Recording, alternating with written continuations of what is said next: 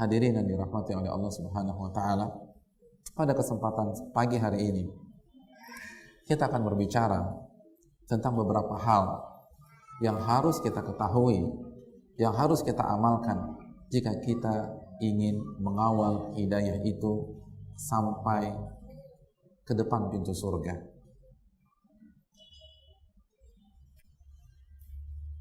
Poin yang pertama,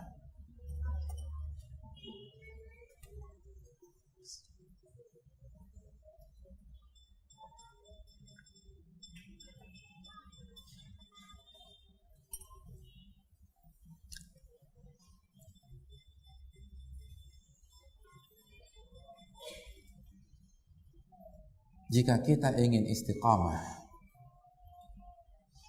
jika kita ingin mengawal hidayah sampai depan pintu surga,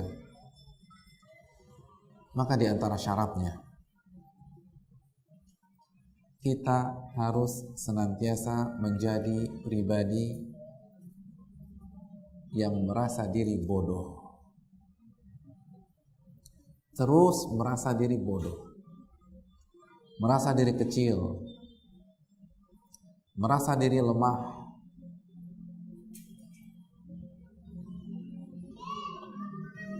Ini syarat mutlak.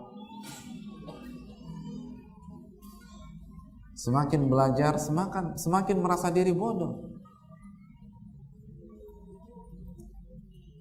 Semakin belajar, semakin merasa diri banyak kekurangan. Semakin duduk di majelis ta'lim, semakin merasa diri banyak dosa. Bukan sebaliknya. Bukan semakin belajar semakin pongah. Semakin belajar semakin memusuhkan dada. Semakin belajar semakin menyepelekan orang. Semakin belajar semakin merasa diri pintar. Orang seperti ini tidak akan istiqamah. Dia tidak akan mampu mengawal hidayahnya sampai depan pintu surga. Ada banyak dalil tentang masalah ini. Di antaranya, ketika Nabi kita SAW menjelaskan sebuah hadis yang menjelaskan tentang pentingnya dan keutamaan ilmu agama. Apa kata Nabi kita SAW? Nabi mengatakan dalam hadis Muslim, "Man salaka tariqan yaltamisu fihi ilman, sahhalallahu lahu bihi tariqan ilal jannah." Barang siapa yang berjalan dalam rangka menuntut ilmu agama, maka Allah akan pintaskan jalannya menuju surga. Pernah dengar hadis ini hadirin sekalian? Saya yakin pernah dengar. Hadis yang begitu terkenal di majelis-majelis ilmu, yang sudah menyapa telinga-telinga kita. Karena inilah salah satu hadis yang memberikan inspirasi kepada kita untuk tetap datang, walaupun jarak yang cukup jauh antara rumah kita dengan sebuah majelis ta'lim. Man salaka tariqan yaltamisu fi ilman, sahhalallahu lahu bihi tariqan ilal jannah. Barang siapa yang berjalan dalam rangka menuntut ilmu agama, maka Allah akan pintaskan, Allah akan mudahkan jalannya menuju surga. Hadirin, ternyata ada sebuah rahasia di balik hadis ini yang harus kita ketahui, yaitu kata yaltamisu. Kata yaltamisu biasanya diterjemahkan oleh kita secara bebas dan simpel. Diterjemahkan menuntut ilmu agama. Selesai. Jadi barang siapa yang berjalan dalam rangka menuntut ilmu agama. Padahal kata yaltamisu ini memiliki makna yang sangat dalam. Barang siapa yang berjalan dalam rangka yaltamisu ilmu, maka Allah akan mudahkan jalannya menuju surga. Apa makna dibalik kata yaltamisu hadirin sekalian? Yaltamisu dalam bahasa Arab adalah sebuah kata yang berarti atau yang bermakna tuntutan dari pihak yang lemah ke pihak yang kuat, dari pihak yang kecil ke pihak yang besar, dari yang bodoh ke yang pintar. Itu yaltamisu. Ketika yang lemah meminta kepada yang kuat, maka dalam bahasa Arab menggunakan kata-kata yaltamisu. Ketika yang kecil menuntut sesuatu dari kakaknya yang besar, maka menggunakan kata yaltamisu. Adapun kalau sebaliknya, dari atas ke bawah, dari besar ke kecil, dari kuat ke lemah, pakai kata apa? Ya'muru. Amaro ya'muru. Ya tidak. Makanya Allah Subhanahu wa ta'ala tidak pernah berfirman dengan kata-kata yaltamisu untuk dirinya. Karena Allah lah zat yang maha besar, Al-Jabbar, Al-Ali. Maka Allah pakai kata-kata ya'muru. Misalnya surat An-Nahl ayat 90, Allah mengatakan innallaha ya'murukum bil adli wal ihsan wa ita'i dzil qurba wa yanha 'anil fahsya'i wal munkar wal baghi. Sesungguhnya Allah meminta kalian untuk berlaku adil dan berbuat baik. Apa kata kerjanya? Ya'murukum.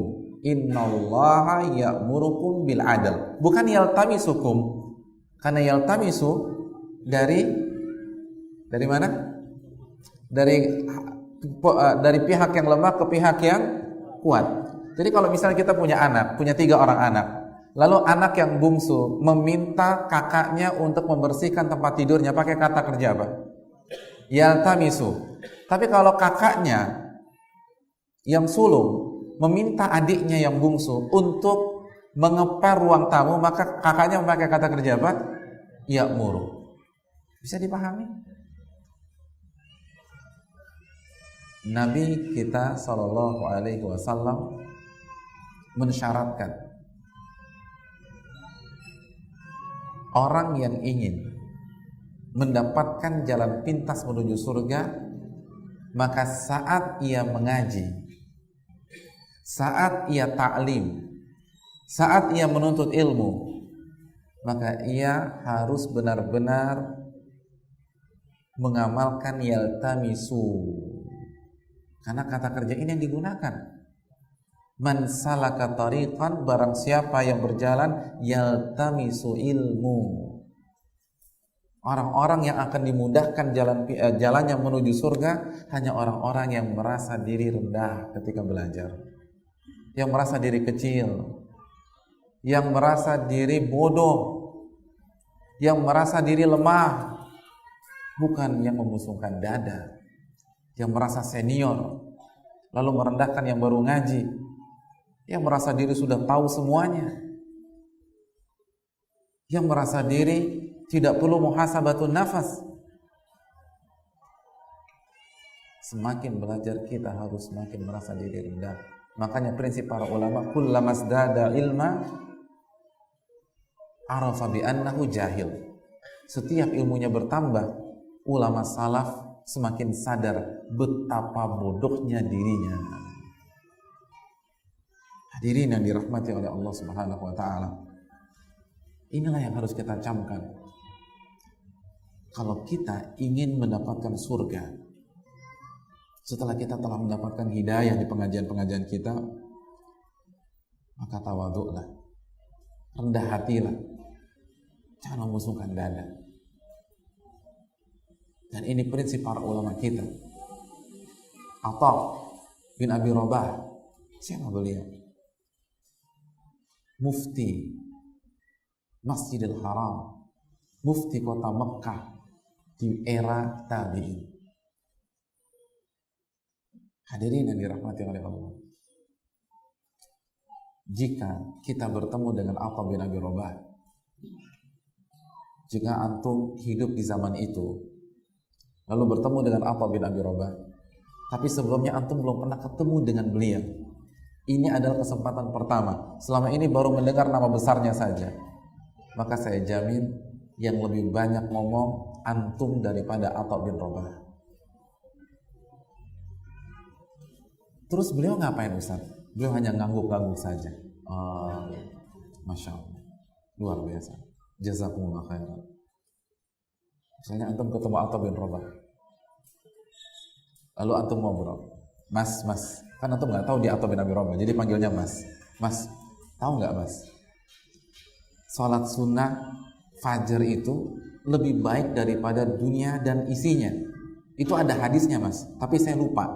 Masya Allah, ilmu antum banyak banget. Jazakumullah khairan. Itu Atha bin Abi Rabah. Gak menunjukkan beliau mufti Masjidil Haram. Mas, ini ada ilmu lagi nih. Barang siapa yang sholat duha 4 rakaat, maka Allah akan jamin rezekinya di waktu sore. Itu ada hadisnya juga tuh. Tapi kebetulan saya lupa lagi. Masya Allah, ilmu antum banyak banget. Jazakumullah khairan. Atha bin Abi Rabah. Gak sok pintar. Itu ada di ayat hadis ini riwayat sekian dan seterusnya. Tidak, dia diam. Dia ngangguk-ngangguk saja.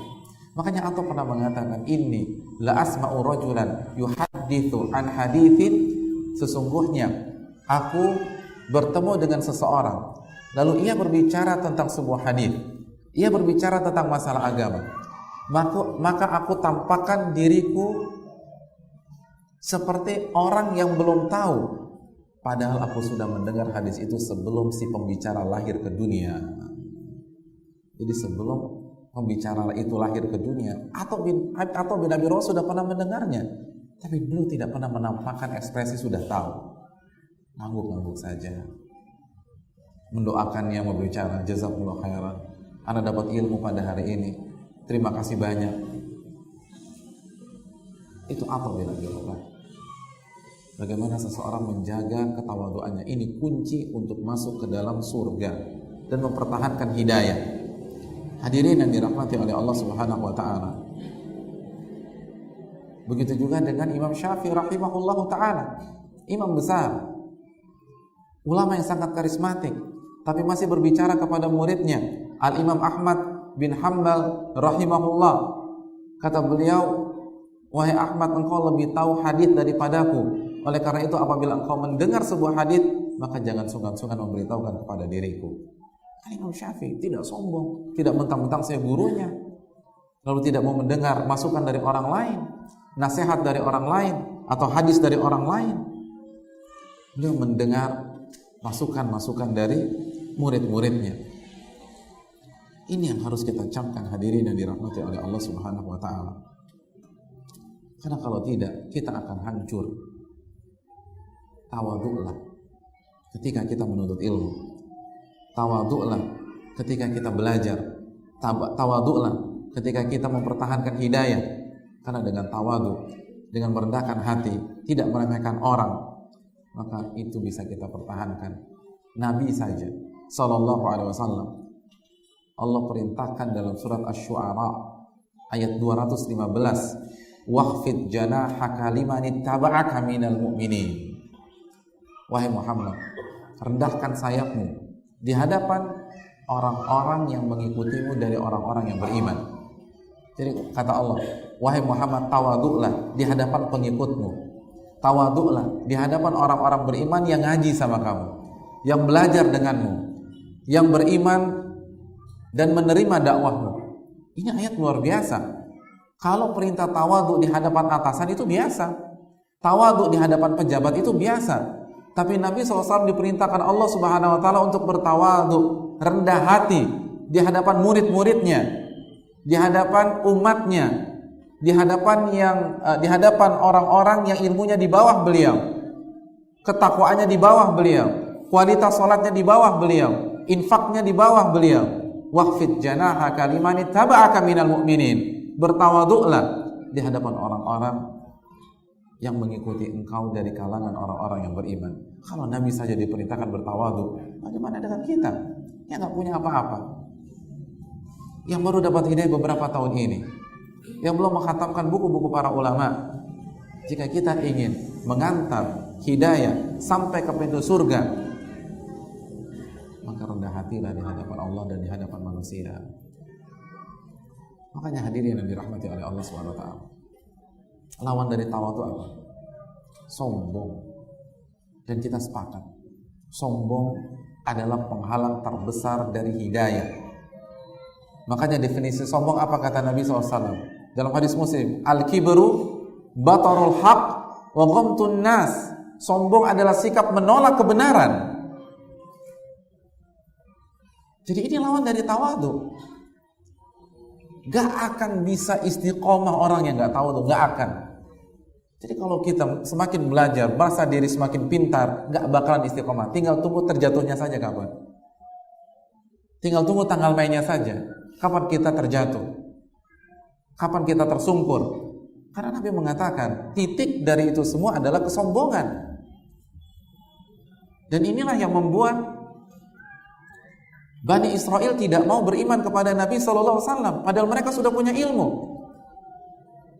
Walladzina atainahumul kitaba ya'rifunahu kama ya'rifuna abna'ahum.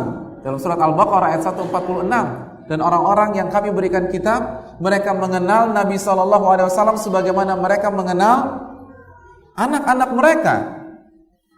Artinya, kalau ilmu kita tentang Nabi diadu dengan ahlul kitab, kemungkinan besar kita kalah. Ahlul kitab pada zaman Rasulullah SAW, kemungkinan besar kita kalah. Kenapa? Karena mereka mengenal Nabi SAW seperti mereka mengenal anak-anak mereka. Antum bisa salah tidak dalam mengenal anak antum? Anak antum sekolah. Pernah jemput anak sekolah? Pernah ya? Kita jemput anak kita sekolah. Kita pakai mobil kita. Atau pakai mobil teman kita yang kita pinjam untuk menjemput anak kita. Jam 10 keluar, kita lihat dia dari kejauhan, kita genggam tangannya, kita ajak ke mobil, kita jalan. Setelah 15 menit mobil berlalu dari sekolah, lalu kita tengok ke arah kiri, kita perhatikan, loh, ini bukan anak saya nih, salah jemput. Pernah kejadian seperti itu? Gak mungkin. Gak mungkin ada orang salah jemput anaknya, yang diambil anak orang lain. Nah, begitulah ahlul kitab. Gak mungkin salah dalam mengidentifikasi Nabi SAW. Gak mungkin salah. Ya'rifunahu kama ya'rifuna abna'ahum.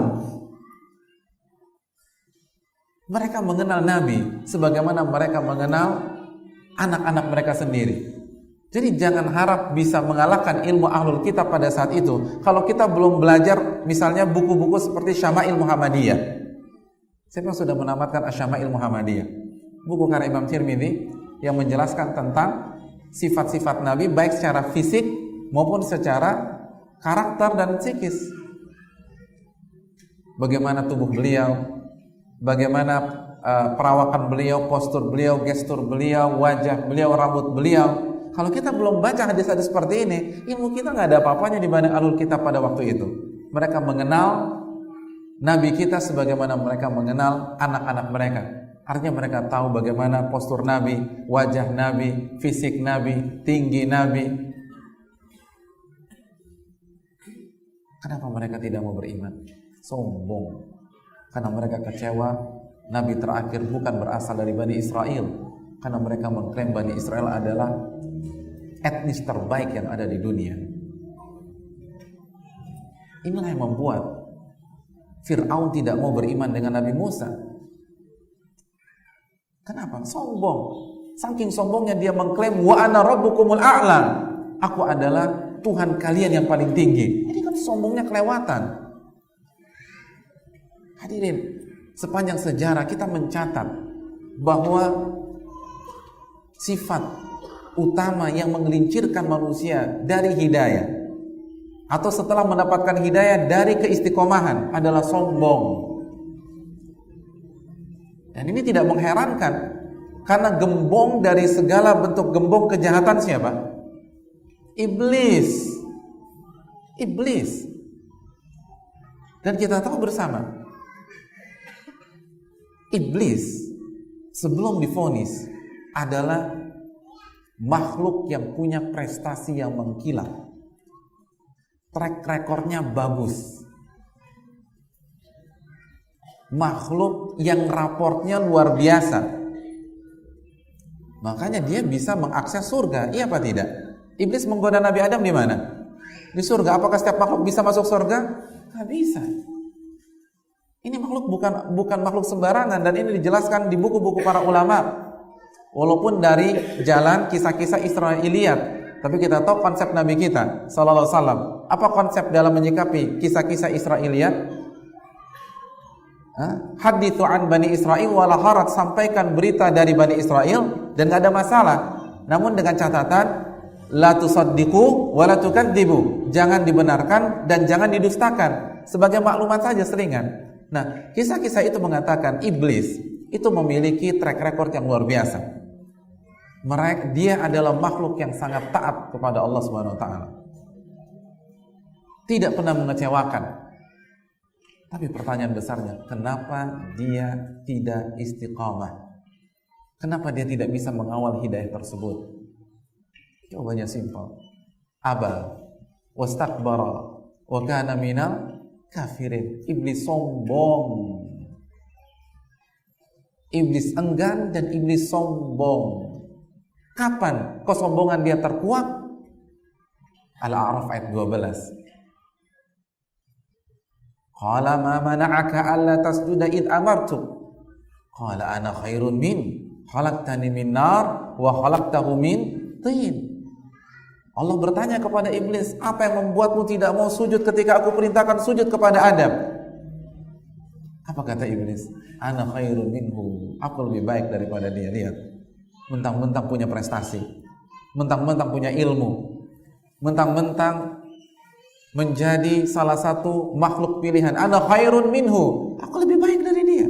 Khalaqtani min nar, engkau menciptakan aku dari api dan engkau menciptakan dia dari tanah. Kebalik ya Allah. Harusnya dia yang sujud sama saya.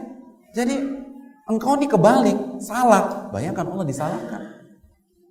Ini kan kurang ajar, tapi mainnya halus, kan dia pintar. Iblis kan cerdas, nggak pakai bahasa-bahasa vulgar. Engkau salah ya Allah, gimana sih? Enggak. Dia menyalahkan Allah dengan bahasa yang sangat cantik, dalam tanda kutip, halus, dengan analogi, nggak langsung.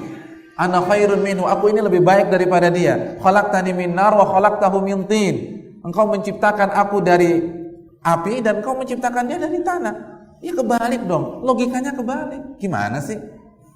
Bayangkan sombongnya minta ampun. Jadi jangan bangga ketika kita hafal Quran. Iblis lebih pintar dari kita. Jangan bangga ketika kita menamatkan buku-buku para ulama sehingga kita jadi sombong. Iblis lebih hebat dari kita untuk masalah maklumat, untuk masalah data, untuk masalah wawasan. Bahkan kalau kita pakai tingkatan ilmu dalam ilmu usul fikih, maka tingkatan ilmu iblis yang jika dikaitkan dengan surga, jika dikaitkan dengan alam akhirat, itu lebih tinggi daripada ulama paling pintar yang masih hidup sekarang. Pernah belajar maratibul idrak apa tidak dalam ilmu usul? Singkat saja, yang paling rendah jahal murakkab, artinya bodoh kuadrat. Udah bodoh, sok tahu. Bodoh kuadrat, jahal murakkab. Tingkatan yang kedua jahlul basit. Bodoh pangkat 1, bodoh aja. Kalau kuadrat kan pangkat 2. Kalau pangkat 1 namanya apa? Anak ITB di sini siapa nih? Kalau pangkat 1 namanya apa? Kalau 3 kubik, 2 kuadrat, 1 tahu sih? Enggak. Atau tawadhu ya, Masya Allah. Nggak mau menonjolkan diri, luar biasa. Ya, kita lupakan saja. Ini bukan materi kita. Yang di atasnya waham. Waham itu kita punya data, tapi tidak sampai 50%. Tingkatan berikutnya syak, 50-50. Tingkatan berikutnya dhann.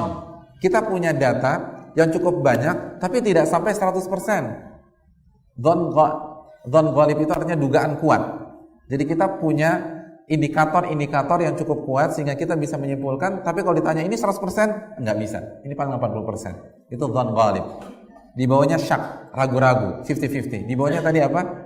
Waham. Waham itu ya rancu lah, atau apa ya? Lawannya dhann ghalib. Jadi dugaan lemah. Di atas dhann ghalib itu ada al-yakin. Yakin. Jika data kita 100%. Di atas yakin apa? Ainul yakin. Ainul yakin jika kita punya data 100% dan kita sudah lihat bentuknya. Dan derajat paling tinggi hakul yakin. Apa arti hakul yakin? Kita punya data 100%, kita sudah lihat dan kita sudah merasakan, sudah ngalamin. Saya ingin tanya, mana yang lebih tinggi ilmunya tentang surga? Iblis atau Syekh Shalih Fauzan? Ulama kita yang masih hidup, ilmunya sudah sampai mana nih? Kalau pakai tingkatan ini, al-yakin, ya tidak? Mereka membaca Al-Quran, mereka yakin 100%, tapi sudah melihat surga? Belum. Sudah masuk surga? Apalagi belum. Tapi iblis sudah masuk surga? Sudah. Itu saja bisa tergelincir. Allah. Apalagi kita. Belum apa-apa sudah sombong, sudah ngeremehin orang, menganggap rendah orang, walaupun orang itu belum ngaji, nggak boleh kita remehkan. Itu bukan dari metode kita. Walaupun orang itu masih bergelimang maksiat, nggak boleh kita jatuhkan pribadinya, nggak boleh kita pandang remeh. Bisa jadi dia lebih baik daripada kita. Hadirin, jangan sampai kita jatuh ke dalam sifat sombong. Ini fatal. Kalau iblis saja bisa tersungkur, tidak bisa mempertahankan hidayah. Padahal wawasannya luar biasa, cerdasnya minta ampun, prestasinya mengkilap. Bagaimana dengan kita? Oleh karena itu hadirin yang dirahmati oleh Allah Subhanahu wa taala, cara mengawal hidayah adalah terus merasa bodoh, terus merasa lemah, terus merasa rendah. Ibarat kita makan, hadirin. Kalau kita disodorkan makanan yang paling enak di Bandung. Makanan yang paling enak di Bandung apa? Hah? Apa? Apa Pak? Batagor. Ya. Batagor ya. Zuhud sekali orang-orang Bandung. Batagor terenak di Bandung. Ketika kita disodorkan batagor terenak, tapi kita sudah merasa kenyang, kira-kira kita sentuh tidak batagor itu? Nggak akan kita sentuh, karena kita sudah merasa kenyang. Begitu juga ketika kita sudah merasa kenyang ilmu, kenyang ibadah, sudah merasa banyak, sudah merasa pintar, kita tidak akan menerima masukan orang, kita tidak akan menerima nasihat orang, dan kita tidak akan menambah, kita akan berhenti. Walaupun di hadapan kita masih ada satu piring batagor, kita tidak akan lanjutkan suapan kita. Kenapa? Karena kita merasa kenyang. Begitu juga kalau kita sudah merasa diri soleh, kita tidak akan sujud kepada Allah, kita tidak akan puasa, karena kita merasa sudah cukup, udah cukup lah. Insya Allah segini udah cukup masuk surga kok. Subhanallah. Hadirin yang dirahmati oleh Allah Subhanahu Wa Taala, terus merasa lapar, terus merasa lemah, terus merasa kecil, terus merasa rendah, terus merasa pendosa, sehingga kita akan beristighfar, kita akan sujud kepada Allah, kita akan mengamalkan ilmu. Ini penting. Dan jangan biarkan virus-virus kesombongan masuk dari sisi yang lain. Terkadang kita tidak sombong secara halus, tetapi kita terjangkit penyakit kesombongan secara tidak langsung. Ketika kita gampang mengomentari orang, gampang menyimpulkan orang ini buruk, orang ini gak istiqomah, orang ini gak konsisten. Ketika melihat saudara kita melakukan kesalahan, langsung dicibir. Ketika kita melihat misalnya guru kita kurang tepat, langsung dikomentarin. Ini kan berarti merasa lebih pintar dari orang lain. Itu sombong juga kan. Batarul haq wa qumtun nas, menolak kebenaran dan meremehkan manusia. Waduh, Ustaz gak boleh begini, gak benar nih. Masa Ustaz begini? Karena merasa lebih hebat dari dia. Kalau tidak, ngapain ngurusin orang? Bisa jadi kita lebih buruk dari mereka. Hadirin yang dirahmati Allah, jangan biarkan kesombongan masuk ke dalam hati kita, baik secara vulgar maupun secara halus. Urus diri kita, hadirin sekalian. Jangan urus orang lain. Jangan kasih komentar tentang orang lain yang tidak bermanfaat bagi kita, yang tidak bermanfaat bagi kita. Karena sekali lagi, ketika seseorang sudah terbiasa mengomentari orang lain, semangat mencari kesalahan-kesalahan orang, lalu membuat kesimpulan dari kesalahan orang, secara tidak sadar dia merasa sudah pantas sebagai seorang juri, sudah pantas sebagai mufti, sudah merasa lebih pintar sehingga dia tidak perlu cross check lagi, dan sudah bisa membuat kesimpulan. Hanya mufti yang boleh memberikan vonis, hadirin sekalian, dalam ilmu fikih. Oleh karena itu kalau kita gampang memvonis, tidak tabayun dulu, melihat kesalahan orang langsung disimpulkan, langsung dikomentari, langsung diberikan catatan kaki, maka itu adalah salah satu virus kesombongan yang merasuki jiwa kita tanpa kita sadar. Dan jangan harap masuk surga secara langsung, karena Nabi mengatakan la yadkhulul jannata man kana fi qalbi mithqalu dzarratin min kibrin. Tidak akan masuk surga orang yang memiliki kesombongan di dalam hatinya walaupun sebesar dzarrah. Apa dzarrah? Apa arti dzarrah? Bukan biji sawi. Dzarrah itu adalah partikel terkecil. Jadi walaupun presentasenya 0,000000001%, orang yang merasa rendah tidak akan ngurus orang lain sebelum dia memperbaiki diri sendiri. Orang yang merasa diri bodoh tidak sibuk ngomentarin orang lain sebelum dia membuat pintar dirinya dulu. Ini yang perlu kita camkan. Poin yang kedua, sebuah kaidah besar. Saya ingin kaidah ini menjadi oleh-oleh juga bagi kita. Kaidah yang disimpulkan oleh sebagian para ulama. Kaidah itu berbunyi, al-hadmu asra wa ashal minal bina. Menghancurkan itu lebih mudah, lebih cepat daripada membangun. Menghancurkan lebih cepat dan lebih mudah daripada membangun. Saya akan berikan analogi sederhana. Apa nama gedung tertinggi di dunia sampai detik ini?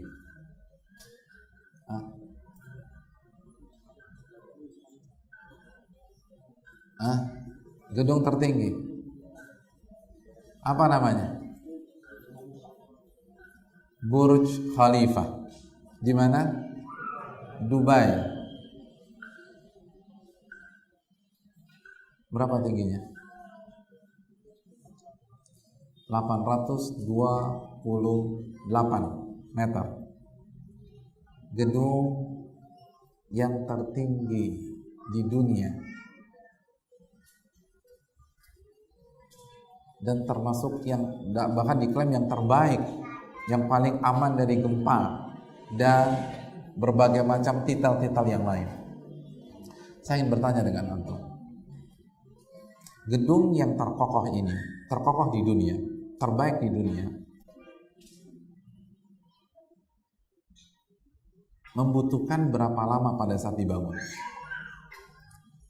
Berapa lama proses pembangunan gedung ini? Ayo. Yang IPS-nya dapat 9 siapa nih? Ini kan pengetahuan umum. Gedung ini dimulai tahun 2004 September dan diresmikan Januari 2010. Mungkin berapa? 6 tahun. 6 tahun untuk membangun gedung tertinggi, terkuat, terkokoh, teraman. Kita butuh waktu 6 tahun. Pertanyaan saya terakhir, butuh berapa lama orang menghancurkan gedung ini? Berapa tahun? Berapa bulan? Berapa hari? Cukup ditaruh beberapa dinamit dan bom di bawah, tekan tombol, maka hancurlah bangunan yang sudah diperjuangkan dan dibangun selama 6 tahun. Hadirin, itulah iman kita. Itulah Islam kita. Nabi menganalogikan Islam dengan bangunan. Hadis Ibnu Umar, Hadis Bukhari Muslim, bunyal Islamu ala khams. Islam itu dibangun di atas 5 rukun.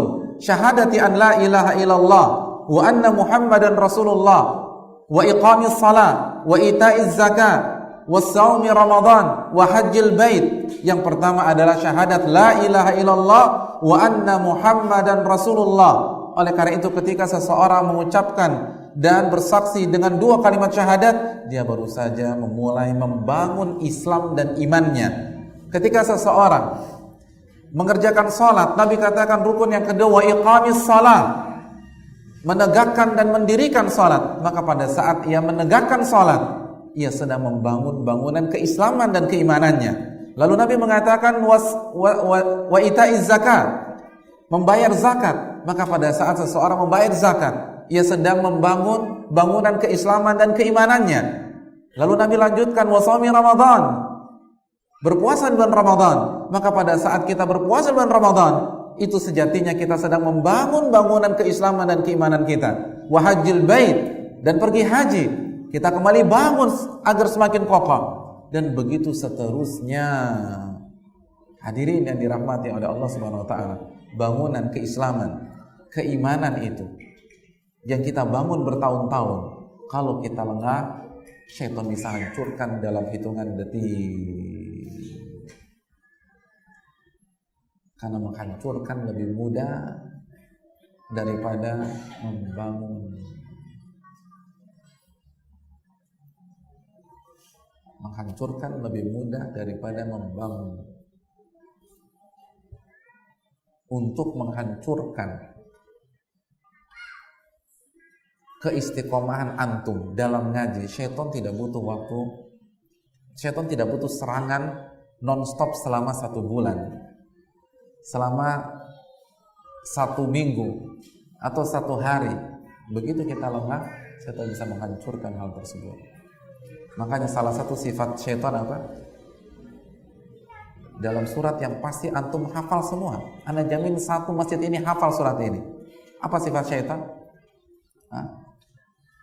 Antum semua hafal surat apa? Al-Baqarah atau Az-Zukhruf? Atau An-Nas? Kayaknya An-Nas aja Pak Ustaz. Min syarril waswasil khannas.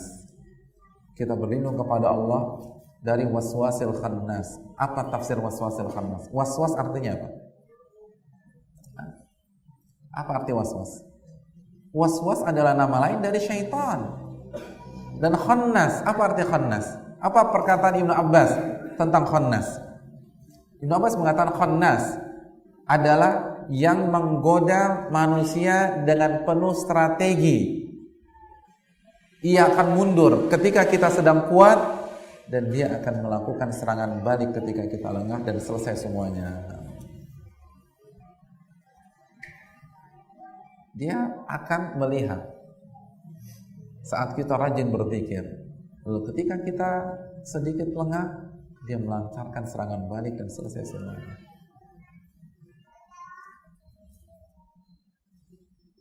Jadi kalau dalam dunia sepak bola, syaitan madhabnya bukan total football. Buat apa? 90 menit nyerang, kalah 1-0.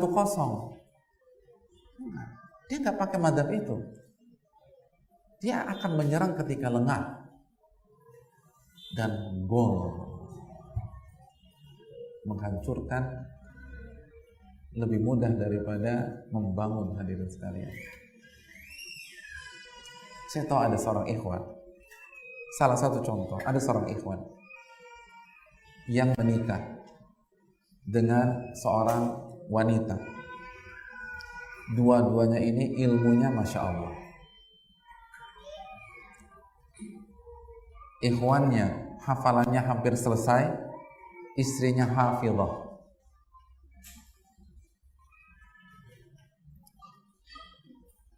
Lalu dan hubungan mereka baik-baik saja.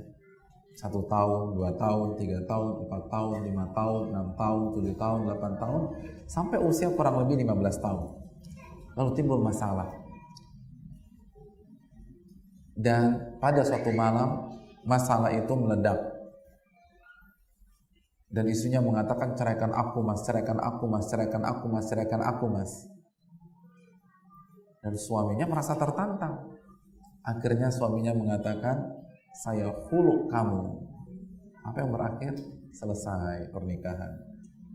Pernikahan 15 tahun itu selesai hanya karena pertengkaran satu malam dengan satu kalimat, saya khulu kamu.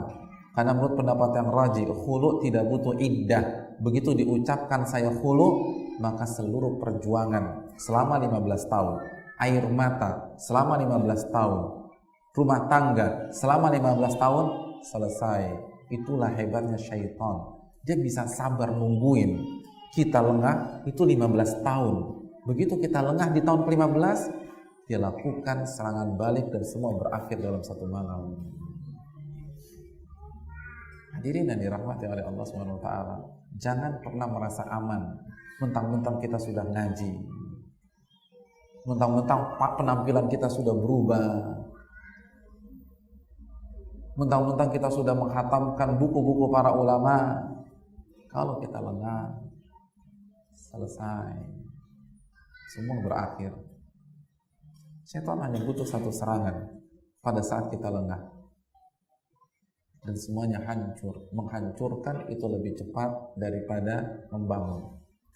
Dan saya yakin untuk bisa sampai di tempat ini dengan penampilan seperti yang saya lihat pada detik ini, antum membutuhkan waktu yang lama, bukan 1-2 hari.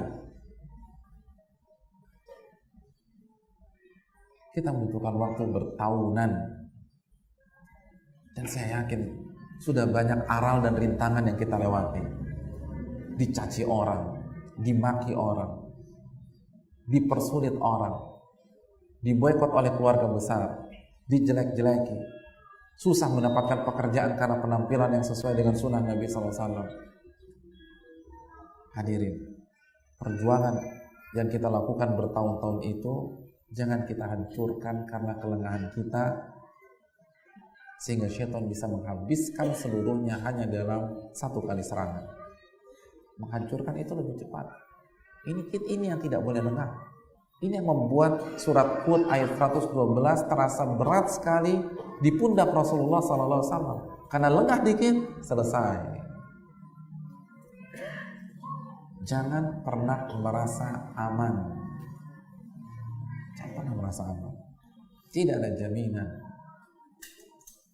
sampai kita menghembuskan nafas terakhir. Makanya ketika Imam Ahmad sedang sakratul maut, maka iblis datang dan mengatakan, wahai Imam Ahmad, sekarang engkau telah aman dari gangguanku. Kata Imam Ahmad apa? Belum. Sampai aku meninggal dunia baru saya aman darimu. Lihat bagaimana iblis membuat Imam Ahmad lengah. Karena kalau orang sudah merasa di zona aman, otomatis pertahanannya tidak kokoh. Jangan pernah merasa aman. Perjuangan masih panjang dan yang kita korbankan sudah banyak. Sayang kalau kita jatuh di sini. Sayang kalau kita tersungkur di sini. Sayang apabila kita terhempas di sini. Sekali melangkah, jangan kita balikkan badan kita ke belakang. Makanya hadirin sekalian, sebuah ayat yang sangat menarik.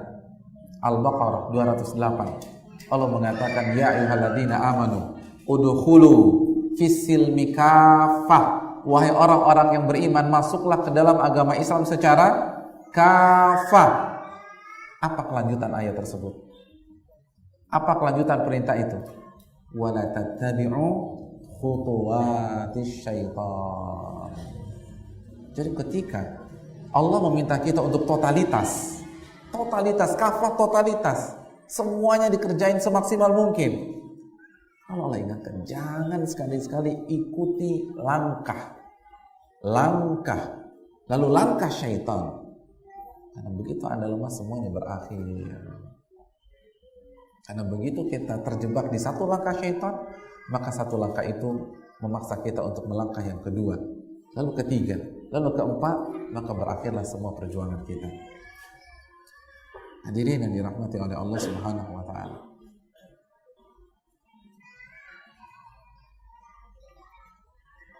Oleh karena itu, kalau kita sudah hijrah dari dunia kita yang penuh dengan kemaksiatan, atau yang penuh dengan kebid'ahan, atau na'udzubillah penuh dengan kesyirikan, jangan kita menengok kembali ke belakang. Jangan meremehkan cuman satu malam. Ini ngumpul sama teman-teman SMA yang dulu kok. Satu malam itu nggak ada masalah apa-apa, bisa jadi satu malam itu menghancurkan perjuangan kita selama 5 tahun ini. Nggak ada artinya sama sekali. Kalau sudah hancur, selesai. Dan nanti kita akan bahas di poin yang berikutnya. Jadi jangan buka pintu untuk syaitan. Allah katakan wala tattabi'u khutuwati syaitan. Allah tidak mengatakan janganlah kalian kufur. Enggak, Allah enggak mengatakan janganlah kalian kufur. Tapi Allah mengatakan janganlah kalian mengikuti langkah. Lalu langkah syaitan. Satu pun jangan kalian ikuti. Kenapa? Selesai.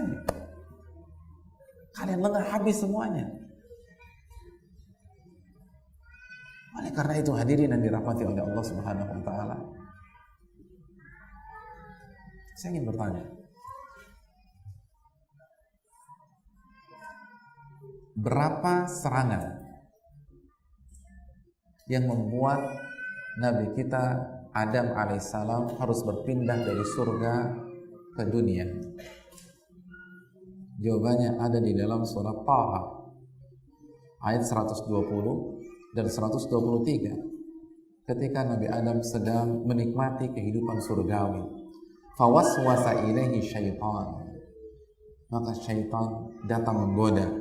Qala ya Adam, wahai Adam, hal adulluka ala syajaratil khuldi wa mulkin la yabla? Maukah aku beritahu engkau pohon yang buahnya jika engkau makan bisa membuatmu kekal, wa mulkin la yabla, dan kerajaan yang tidak ada akhirnya. Apa yang terjadi? Fa'akala minha, maka Nabi Adam dan Hawa memakan buah tersebut. Apa yang terjadi berikutnya? Fabadat lahuma sawatuhuma, maka aurat mereka tersingkap. Wa tafiqa yakhsifani alaihima min waraqil jannah, lalu mereka berusaha menutupi aurat mereka dengan daun-daun surga.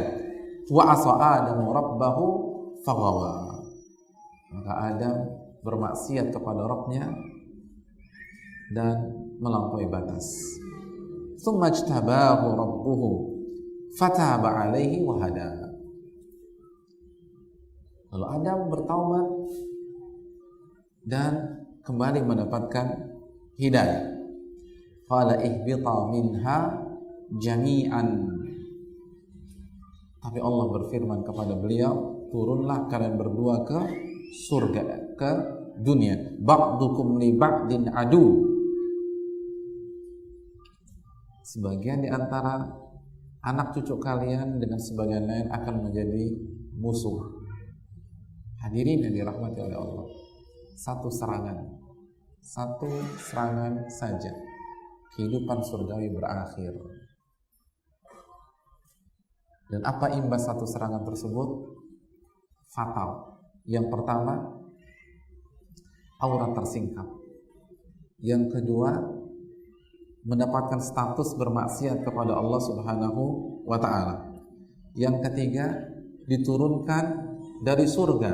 Yang keempat, ditetapkan bahwa anak-anak keturunannya nggak bakalan kompak sampai hari kiamat. Ba'dukum li ba'din adu.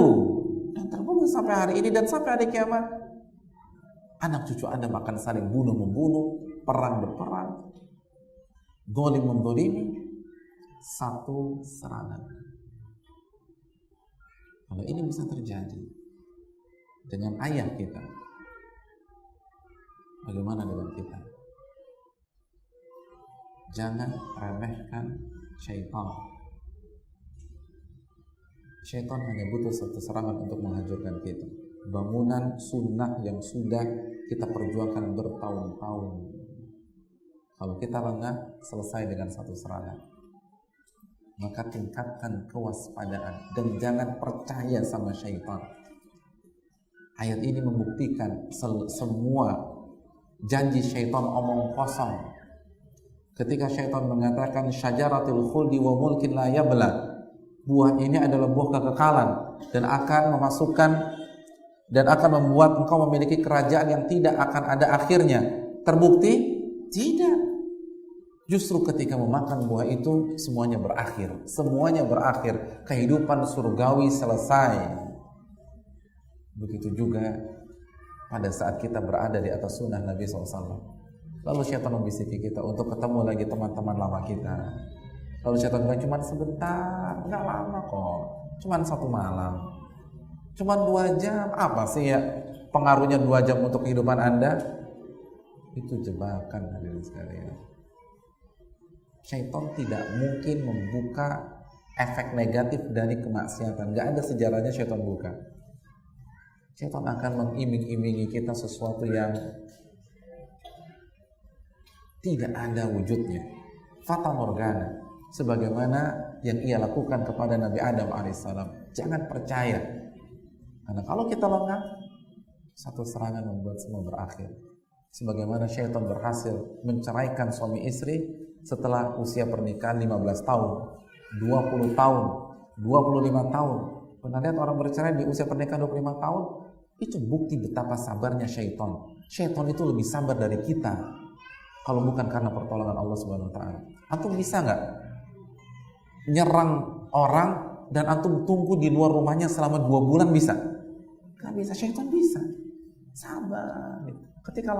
Ketika dikir pagi petang antum kenceng, antum nggak diserang secara sporadis, enggak.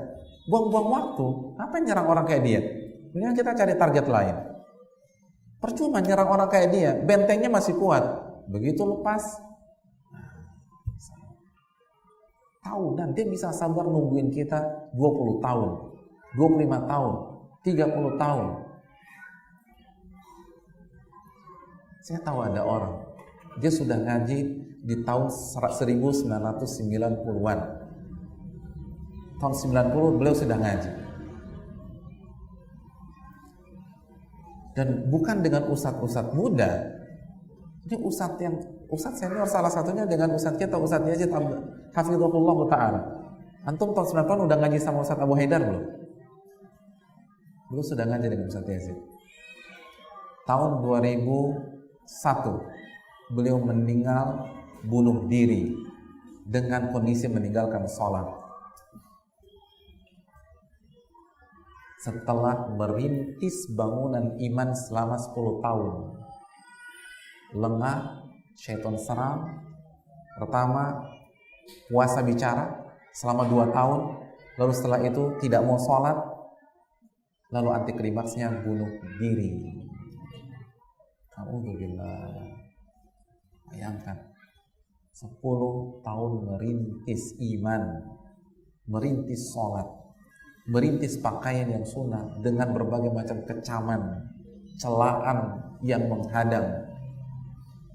Kalau kita lemah habis, selesai. Maka jangan sampai kita hilang kewaspadaan, minta pertolongan kepada Allah.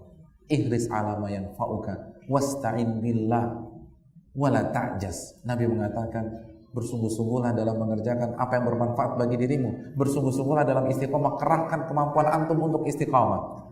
Wasta'in billah, minta pertolongan kepada Allah. Jangan merasa aman, jangan merasa kita sudah survive, sudah pasti bisa eksis. Enggak. Iyyaka na'budu wa iyyaka nasta'in harus menjadi konsep kita sampai kita meninggal dunia. Wala ta'jas, dan jangan mundur. Jangan mundur ke belakang sedikit saja. Sekali kita mundur, selesai. Saya bukan meminta antum untuk tidak berdosa, karena itu tidak mungkin. Kullu bani Adam khata' wa kullu bani Adam khata' wa khairul khata'ina tawabun. Setiap anak Adam banyak melakukan dosa. Namun yang kita tekankan di sini, jangan bermain api dengan syaitan. Jangan meremehkan dia, karena dia punya kemampuan yang bisa dengan mudah menghancurkan bangunan keislaman dan keimanan kita yang telah kita bangun selama puluhan tahun. Ini yang perlu kita contoh. Minta pertolongan kepada Allah dan selalu waspada. Itu salah satu cara mengawal hidayah sampai ke depan pintu surga. Itu yang kedua. Yang ketiga, sebuah kaidah dari Al-Imam Ibnul Qayyim.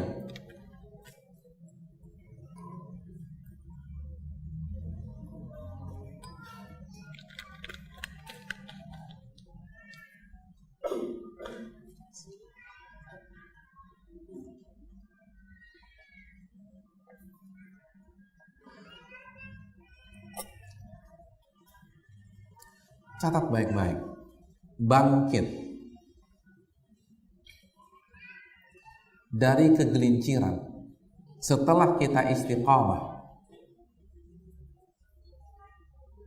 itu lebih sulit daripada bangkit di awal ketika kita mendapatkan hidayah. Pada saat kita start untuk menjadi orang baik, berjalan di atas sunnah. Maksudnya apa? Siapa di antara antum dari lahir sudah jadi ahlus sunnah wal jamaah? Sudah mengedepankan tauhid, tidak suka dengan bid'ah, nggak suka dengan syirik. Kita melalui sebuah proses, kan begitu ya? Mungkin kita dulu punya masa lalu yang kelam, masa lalu yang gelap, masa lalu yang penuh dengan noda dosa, kemaksiatan, dan kemungkaran. Saya ingin tanya, ketika kita hijrah dan berusaha berubah menjadi orang baik, berada di atas sunnah Nabi SAW, berat apa tidak? Berat apa tidak? Berat apa tidak? Kok bingung sih? Ini kan gak ditanya ayat, ditanya pengalaman aja. Berat apa tidak? Berat. Kalau kita jatuh lagi, bangkitnya lebih berat. Itu camkan baik-baik. Kalau kita sampai jatuh lagi, untuk bangkit kedua kali itu lebih berat daripada bangkit yang pertama. Makanya mayoritas tidak bisa bangkit lagi. Walaupun harapan masih ada memang, tapi jangan coba-coba. Untuk bangkit lagi itu lebih berat, kata Ibnul Qayyim. Analogi sederhana begini. Apabila antum naik gunung,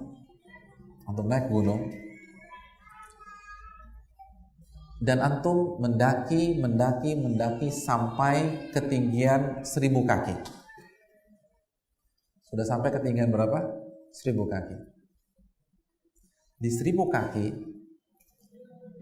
antum tergelincir, lalu jatuh ke ketinggian 500 kaki.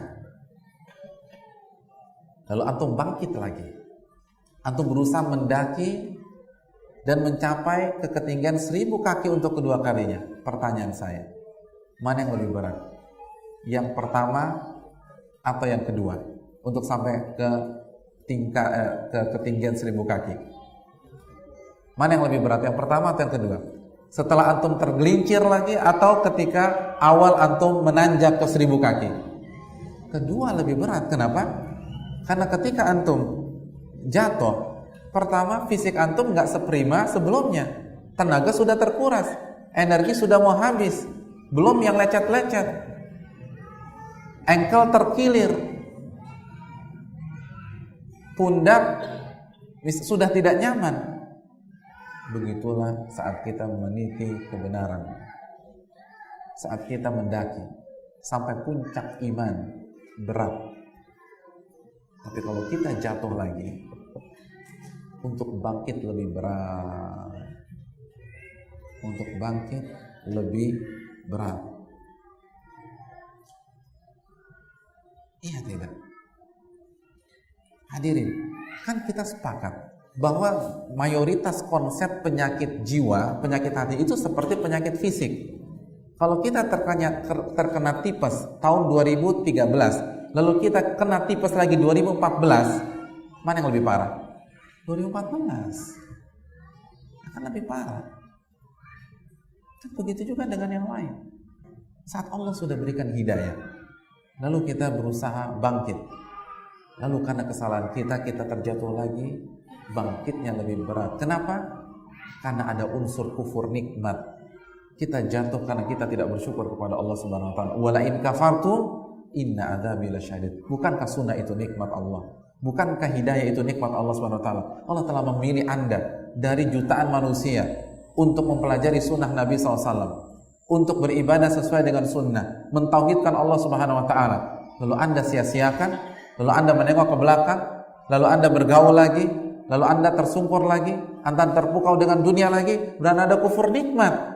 Oleh karena itu, wala in kafartum inna adzabi lasyadid. Apabila kalian kufur nikmat, sesungguhnya azabku sangat pedih. Dan salah satu masalahnya adalah untuk bangkit sangat susah. Untuk bangkit sangat susah. Ini yang perlu kita camkan. Makanya apa kata Nabi SAW? Seorang mukmin tidak jatuh ke lubang yang sama 2 kali. Ini salah satu hikmahnya. Karena untuk bangkit dari yang kedua itu lebih susah daripada yang pertama. Seorang mukmin tidak jatuh ke lubang yang sama 2 kali. Camkan baik-baik. Seorang mukmin tidak jatuh ke dalam perzinaan 2 kali. Setelah dia mendapatkan hidayah. Seorang mukmin tidak jatuh ke dalam riba 2 kali setelah dia mendapatkan hidayah. Seorang mukmin tidak jatuh ke dalam kesyirikan perdukunan 2 kali setelah dia mendapatkan hidayah. Kenapa? Di antara maknanya, karena untuk bangkit dari yang kedua lebih berat daripada bangkit yang pertama. Harapan tipis hadirin sekalian. Makanya jangan coba-coba. Tetap kawal itu hidayah sampai pintu surga. Jangan bermain api. Jangan berpikir, Ustadz tenang aja, 5 tahun yang lalu saya bisa bangkit, insya Allah besok saya bisa bangkit lagi. Tidak, itu waswas syaitan. Itu waswas syaitan. Semua konsep bertentangan dengan pola pikir Anda. Ini yang perlu kita camkan. Jangan buka pintu tersebut. Kalau kita jatuh, hancur kita. Ini kaidah besar yang ditangkap dengan jeli oleh Ibnu Qayyim dan harus kita pegang erat-erat. Pertaruhannya terlalu mahal. Pikirkan baik-baik. Ini anugerah dari Allah. Allah pilih kita. Allah berfirman, ya ayyuhalladzina amanu man yartadda minkum an dinihi fasawfa ya'tillahu biqaumin yuhibbuhum wa yuhibbuna. Wahai orang-orang beriman, dalam surat Al-Maidah, wahai orang-orang beriman, apabila salah seorang dari kalian murtad dari agamanya, Allah kasih hidayah Islam tapi dia murtad, Allah kasih hidayah sunnah tapi dia berpaling lagi, maka Allah akan gantikan mereka dengan kaum selain mereka yang Allah cintai dan mereka cinta kepada Allah Subhanahu wa Ta'ala. Kita tidak bersyukur terhadap hidayah ini. Agama ini untuk kebahagiaan kita di dunia dan di akhirat. Bersyukurlah kepada Allah, jaga baik-baik, iringi terus dan kawal terus sampai surga.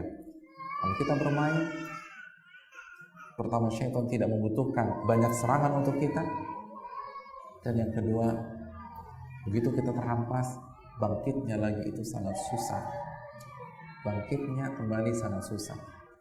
Ingat, godaan syaitan kepada Nabi Adam hanya 1 godaan, bukan 2, bukan 3, bukan 4, hanya makan buah itu saja, dan semua berakhir. Dan bangkitnya sangat amat susah. Hadirin yang dirahmati oleh Allah Subhanahu wa Ta'ala, kunci yang berikutnya,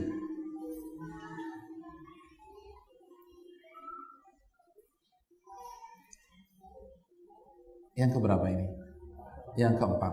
Ini sebuah kaidah yang dimiliki para ulama salaf sehingga mereka bisa mendapatkan keistiqomahan. Kunna nata'allamu li anfusina.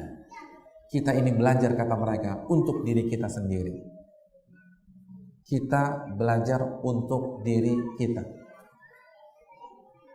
Apa maknanya? Ada 2 makna.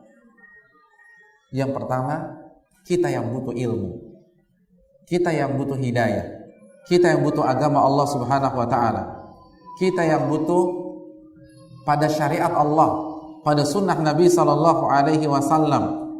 Bukan Allah yang butuh partisipasi kita. Allah berfirman dalam surat Al-Isra ayat 7, in ahsantum ahsantum li anfusikum wa in asatum falaha. Jika kalian melakukan kebaikan itu untuk kalian sendiri, dan apabila kalian melakukan sebaliknya, kalian yang akan mendapatkan hukumannya.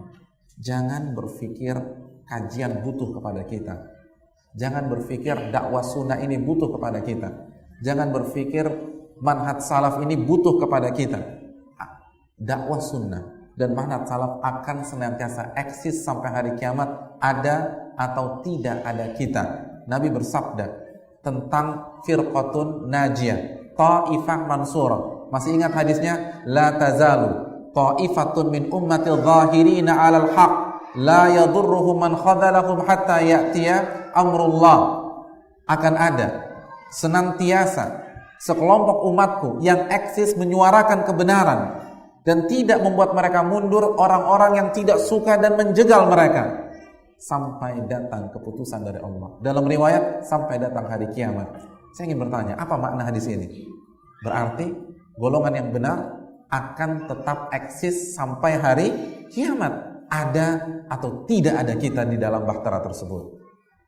Allah nggak butuh kita, hadirin sekalian. Kita ini ngaji untuk diri kita sendiri. Kita yang butuh, karena kita akan meninggal, kita akan dihisab, kita akan berhadapan dengan dua malaikat, dan dua malaikat itu akan bertanya tentang Rabb kita, agama kita, dan Nabi kita, dan ilmu kita. Dalam hadis riwayat Imam Ahmad, hadis Barra bin Azib, kita akan ditanya tentang ilmu pada saat kita hidup, ngaji atau tidak. Kalau kita tidak bisa menjawab pertanyaan-pertanyaan itu, maka ia akan pukulkan kita dengan palu ghodam yang apabila dipukulkan ke sebuah gunung, maka gunung itu akan luluh lantak. Na'udzubillah. Kita akan berhadapan, bukan Allah. Allah Rabbul Alamin. Allah enggak butuh dengan itu semua. Ya ayuhan nas antumul fuqara'u ilallah wallahu huwal ghaniyul hamid. Wahai manusia, kalian yang miskin kepada Allah, kalian yang butuh kepada Allah. Adapun Allah huwal ghani. Allah Maha Kaya. Allah enggak butuh kalian. Allah As-Samad.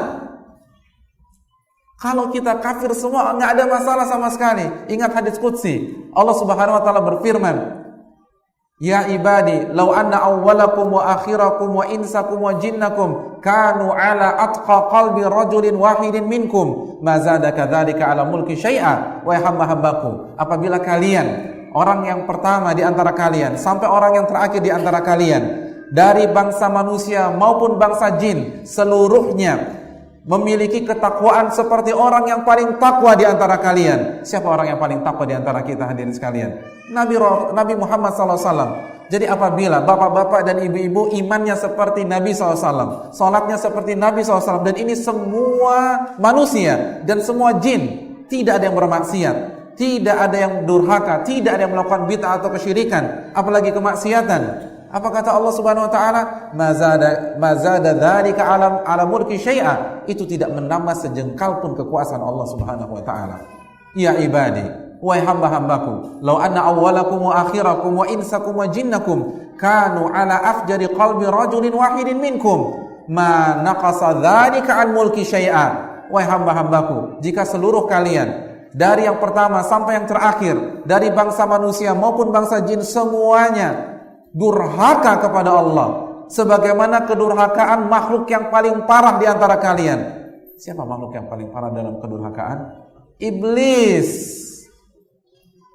Jadi apabila antum semua seperti iblis, pemateri detik ini seperti apa? Iblis. Kita semua seperti iblis, kata Nabi. Semuanya, seluruh manusia seperti iblis, durhakanya separah iblis. Apa kata Allah? Ma naqasa dzalika an mulki syai'a. Itu tidak mengurangi sejengkal pun kekuasaan Allah Subhanahu wa taala. Allah tidak butuh kita, camkan baik-baik. Dan ingat Al-Maidah ayat 54 di atas. Allah mengatakan, "Man yartadda minkum an dinihi." Barang siapa yang murtad, ini levelnya, stadiumnya sudah bukan tidak ngaji lagi. Allah ingin menjelaskan betapa Allah tidak butuh kepada kita. Allah langsung sebutkan dosa yang paling parah, murtad. Apabila salah seorang dari kalian murtad, wahai orang-orang beriman, sudah di atas tidak ngaji. Ini sudah bukan bicara riba lagi, bukan bicara zina lagi, bukan bicara mabok lagi, bukan bicara clubbing lagi. Ini murtad. Jika salah satu dari kalian murtad, Allah rugi?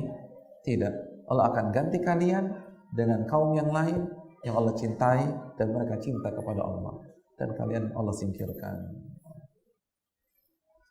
Jika kita tidak menduduki tempat kita sekarang, akan ada hamba Allah lain yang menduduki tempat kita tersebut. Kalau kita tidak berdiri di saf pertama pada saat sholat Jumat atau pada saat sholat subuh berjamaah, maka akan ada hamba Allah yang berdiri di atas tempat saf kita tersebut. Allah nggak butuh kita. Stok hamba Allah sangat banyak.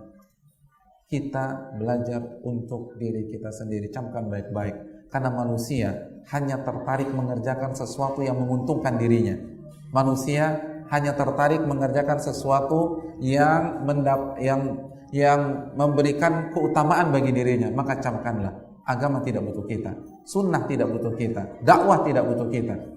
Jangan merasa berjasa terhadap dakwah. Jangan pernah merasa berjasa kepada dakwah, karena dakwah akan tetap eksis, ada atau tidak ada kita. Dan ketika kita merasa berjasa pada dakwah, berjasa pada sunnah, maka mulai tumbuh benih-benih keujuban dan kesombongan, dan itu yang akan menghancurkan kita masuk ke dalam api neraka Allah Subhanahu wa taala. Hadirin yang dirahmati oleh Allah Subhanahu wa taala. Saya ingin bertanya, ketika dakwah ini kehilangan orang-orang sekaliber Imam Syafi'i rahimahullah, Imam Malik bin Anas, Imam Ahmad, lalu Imam Bukhari, Imam Tirmidzi, apakah dakwah padam? Saya ingin tanya, ketika dakwah kehilangan ulama besar sekaliber Imam Syafi'i, sekaliber Imam Malik, sekaliber Imam Ahmad, sekaliber Imam Abu Hanifah, apakah dakwah hilang? Tidak. Apalagi kehilangan kita. Apalagi kehilangan kita, nggak ada pengaruhnya sama sekali. Kita yang hancur, kita yang rugi, kita yang akan diazab, kita akan su'ul khatimah, kita akan dibangkitkan dalam kondisi telanjang bulat. Lalu Allah tanya dan interogasi kita satu demi satu. Kenapa Anda menyanyiakan nikmat Allah yang bernama hidayah? Oleh karena itu, langkahkan kaki kita karena ini untuk kebaikan kita. Dan kawalah hidayah itu sampai pintu surga. Itu makna yang pertama yang diyakini oleh para ulama salaf. Kunna nata'allamu li anfusina. Kita ini belajar untuk diri kita sendiri, karena Allah tidak butuh kita. Makna yang kedua, hadirin sekalian yang dirahmati oleh Allah,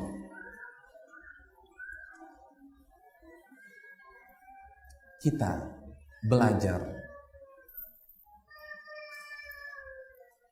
atau pada saat kita belajar, yang kita evaluasi itu diri kita, bukan orang lain. Sebagian orang penyakitnya, kata para ulama, ini juga dijelaskan oleh Syekh Sulaiman Ar-Ruhaili, sebagian orang penyakitnya ketika ngaji, yang diingat itu bukan dirinya, tapi diri temannya. Ketika misalnya ustadznya sedang membahas tentang kedermawanan dan celaan kepada sifat pelit, yang ia hadirkan dalam benaknya bukan dirinya, bukan betapa pelitnya dirinya, betapa kikir dirinya, kurangnya dia dalam berinfak dan bersedekah, tapi yang dia ingat temannya. Iya benar nih, minggu lalu anak pinjam duit sama si fulan gak dikasih, kena nih fulan dengan hadis ini. Jadi dia ingat buat temannya, dia lupa dirinya. Jadi selalu begitu. Ketika misalnya kita mendengar bahaya ghibah, fatalnya dosa ghibah, yang dia ingat temannya, bukan dirinya. Yang diingat ustadznya. Oh, kemarin saya ke rumah ustadz fulan, dia bicarain orang, di ustadz gak bener, masa ghibah? Padahal setiap hari dia menggibah juga. Itu yang tidak ada dalam dunia para ulama salaf. Mereka gak ngurusin orang dalam tanda kutip. Ketika mereka belajar, yang mereka evaluasi diri dia, bukan diri orang lain, bukan diri temannya, bukan diri ustadznya, bukan diri gurunya, bukan diri sahabat-sahabatnya. Yang pertama kali dia evaluasi dirinya. Kunna nata'allamu li anfusina. Kita ini belajar untuk memperbaiki diri kita. Walaupun kita sepakat, bukan berarti kita tidak memberikan nasihat kepada orang. Tapi yang jadi masalah, banyak orang ketika ngaji yang ia tembakkan temannya, yang ia bidik temannya, jadi puas banget. Coba dia datang di pengajian, dia banget nih, subhanallah, memang Anda suci, Anda gak pernah berdosa. Kenapa Anda ingat orang lain? Anda sendiri kullu bani Adam khata'. Kecuali kalau Anda mengaku bukan manusia lagi. Selama Anda manusia, Anda banyak dosa. Sebelum ingat orang lain, ingat diri sendiri. Ibda bi nafsi, kata Nabi. Mulai dari diri sendiri. Oleh karena itu, hadirin yang dirahmati oleh Allah Subhanahu wa taala, ini yang perlu kita camkan. Wallahu taala a'lam bishawab. Kiat yang terakhir sebelum kita buka sesi tanya jawab.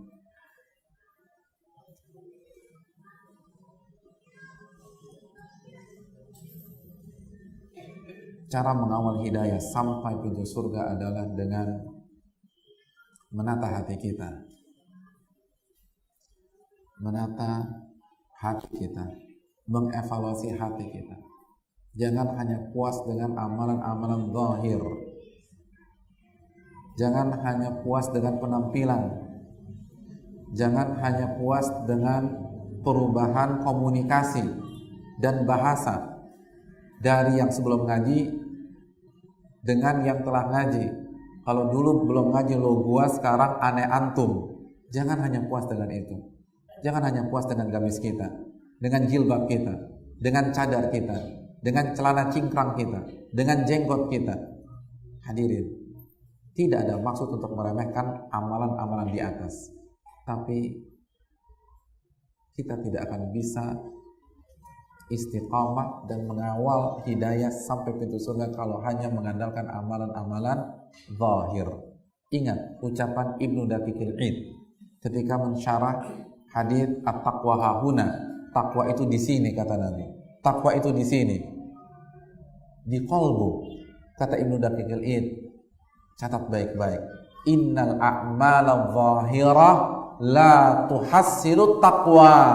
Hanya mengandalkan amalan-amalan zahir saja, penampilan-penampilan saja, tidak akan bisa meraih ketakwaan. Gak mungkin dapat ketakwaan. Ini dalam sekali, hadirin sekalian. Hanya mengandalkan sholat, puasa, celana cingkrang, jenggotan, jilbab, cadar, duduk di pengajian, tanpa menjaga keikhlasan, tanpa menumbuhkan rasa yakin kepada Allah, tanpa menumbuhkan rasa zuhud kepada dunia, tidak akan meraih ketakwaan, kata para ulama. Karena inti ketakwaan itu di sini. Dan sekali lagi, ini bukan meremehkan amalan-amalan zahir. Karena Nabi mengatakan dalam hadis Bukhari, idza salahat salahal jasadu kullu. Jika qalbu itu baik, maka baiklah seluruh anggota badan. Tapi kalau qalbu itu buruk, maka buruklah seluruh anggota badan. Tapi tidak sebaliknya. Kalau penampilan kita baik, tapi kita lupa menata hati, ya udah penampilan aja. Yang lain tidak ada imbasnya. Inilah yang disayangkan. Sehingga kita lihat masih banyak orang-orang yang penampilannya sudah sunnah, tapi masih hasad sama saudaranya, masih benci sama saudaranya, senang ketika melihat saudaranya salah, gampang memvonis tanpa menasihati terlebih dahulu, riya ketika beribadah. Kenapa? Karena lupa menjaga hati. Ini kunci. Hadirin yang dirahmati oleh Allah, simak kesimpulan Ibnu Rajab Al-Hanbali rahimahullah. Kembali, statement ini harus menjadi oleh-oleh kita. Kata beliau, khatimatus su takunu bisababi dasisatin batinatin la yattali'u 'alaihan nas. Sebab kita mendapatkan su'ul khatimah. Su'ul khatimah, meninggal dengan cara yang tragis. Su'ul khatimah. Apa sebabnya? Penyakit hati yang menggerogoti qalbu kita dan tidak diketahui oleh manusia. Jadi manusia berpikir kita ini udah sunnah banget, udah top deh, kemana-mana ngaji, penampilannya sudah sunnah, tapi ternyata riya. Dan ada yang tahu. Itu yang membuat seseorang hancur di detik-detik terakhir hidupnya, sehingga mendapatkan su'ul khatimah. Apa dalil Ibnu Rajab? Apa dalil sehingga beliau bisa memberikan sebuah kesimpulan yang sangat berharga ini? Dalilnya adalah hadis ketika Nabi mengatakan, inna ahadakum la ya'mal bi amali ahlil jannah hatta ma yakuna bainahu bainaha illa dira' fayasbiqu 'alaihil kitab fay'amal bi amali ahlin nar fayadkhulaha. Sesungguhnya akan ada orang dari umatku yang dalam hidupnya ia penuhi atau dia habiskan untuk mengerjakan amalan-amalan ahli surga. Apa amalan ahli surga? Ya ngaji, ya datang ke taklim, ya penampilan, ya sholat, ya zikir, ya nyunnah dan seterusnya. Sampai mendekati akhir hayatnya. Lalu kitab Allah menentukan lain. Di detik-detik terakhir hidupnya, ia tergelincir, ia mengerjakan kemaksiatan atau kebid'ahan atau na'udzubillah kesyirikan, lalu ia masuk ke dalam api neraka. Hadirin yang dirahmati oleh Allah, ini hal yang begitu mengagetkan. Tapi ternyata ada rahasia di balik itu semua. Rahasia ini disampaikan Nabi dalam riwayat yang lain. Kenapa orang ini begitu tragis? Nabi katakan, ternyata fima yabdu linnas, selama ini dia mengerjakan amalan ahli surga hanya di hadapan manusia, sedangkan hatinya rusak, hatinya riya, hanya pencitraan. Kalau bahasa kita sekarang, mengharapkan pujian orang. Nah, orang-orang seperti ini kan cuman acting. Sebenarnya orang-orang ini jahat, tapi cuman acting aja di hadapan manusia. Di akhir kehidupannya Allah bongkar kedoknya. Udah sekalian aja, orang Anda selama ini cuma pencitraan, Anda mengharapkan pujian, Anda hanya untuk mendapatkan sanjungan, sekalian saja di detik-detik akhir Allah bongkar, dia melakukan amalan-amalan ahli neraka secara terang-terangan dan masuk ke dalam api neraka. Nah, manusia yang tidak tahu hakikatnya berpikir ini tragis banget, padahal enggak. Kan manusia nggak tahu bagaimana hati temannya, bagaimana keikhlasan temannya, ria atau tidak. Kita kan berpikirnya orang baik aja. Begitu dia tersungkur dalam kemaksiatan atau kemungkaran di akhir hayatnya, lalu mendapatkan su'ul khatimah, kita menganggap tragis banget nih orangnya. Dari muda sudah ngaji tapi akhirnya tersungkur. Jawabannya tidak. Cuman Anda tidak tahu bagaimana amalan batinnya. Orang ini memang dari awal buruk, tapi dia acting di hadapan Anda. Lalu Allah singkap kedoknya di hari-hari terakhir hidupnya. Oleh karena itu hadirin sekalian, jika kita ingin mengawal hidayah sampai pintu surga, jangan hanya mengandalkan amalan-amalan zahir. Amalan zahir kita pertahankan, namun sandingkan dengan amalan hati. Hati yang ikhlas, hati yang tawakal, hati yang yakin kepada Allah, hati yang tidak hasad sama saudara kita, hati yang tidak memendam kebencian kepada saudara kita, hati yang lapang dan mudah memaafkan kesalahan saudara-saudara kita, hati yang sabar ketika ditimpa musibah, hati yang ridho terhadap takdir Allah Subhanahu wa taala, hati yang pandai bersyukur ketika diberikan nikmat, hati yang langsung mengevaluasi dirinya ketika dia khilaf. Hadirin yang dirahmati oleh Allah, itulah inti dari ilmu. Ibnu Qudamah mengatakan al ilmu ibadatul qalbi. Inti dari ilmu adalah ibadah hati. Karena jika hati kita baik, maka seluruh anggota tubuh pun akan baik. Inilah beberapa kiat agar kita bisa mengantarkan hidayah sampai ke pintu surga dan kita tidak tersandung, kita tidak tersungkur. Karena mempertahankan hidayah ini berat, mempertahankan momentum itu sulit. Tapi apabila kita bertawakal kepada Allah, tidak meremehkan, tidak merasa aman, karena kita tahu bahwa menghancurkan itu lebih cepat dari membangun, akhirnya kita berdoa terus kepada Allah. Kita jauhi perkara-perkara syubhat, apalagi perkara-perkara yang jelas-jelas haram. Kita sibuk mengurusi diri kita, kita belajar untuk kita, bukan untuk mengkoreksi orang lain, bukan untuk memvonis orang lain, bukan untuk mengomentari orang lain, untuk kita. Karena kita akan dihisab dan hari kiamat nafsi. Dia ngurusin dirinya sendiri dan kita ngurusin diri kita sendiri. Lalu hadirin yang dirahmati oleh Allah Subhanahu wa taala, dakwah ini tidak butuh kita. Kita yang butuh dakwah. Kita yang butuh dakwah untuk menambah pundi-pundi amal kita dan pahala kita. Dan hadirin yang dirahmati oleh Allah Subhanahu wa taala, jangan lupakan amalan hati. Jangan lupakan amalan hati. Karena sekali lagi, kalau hanya mengandalkan pengajian, Abdullah bin Ubay bin Salul lebih baik daripada kita. Antum kalau ngaji duduknya di mana? Di kajiannya siapa? Nah.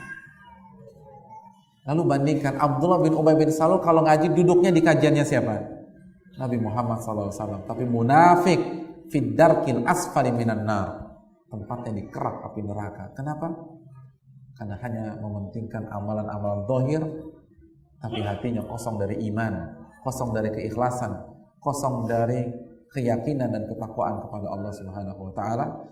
Semoga bermanfaat khususnya bagi yang berbicara sebelum yang mendengarkan, karena materi ini lebih dibutuhkan oleh yang berbicara sebelum yang mendengarkan. Wassalamualaikum warahmatullahi wabarakatuh.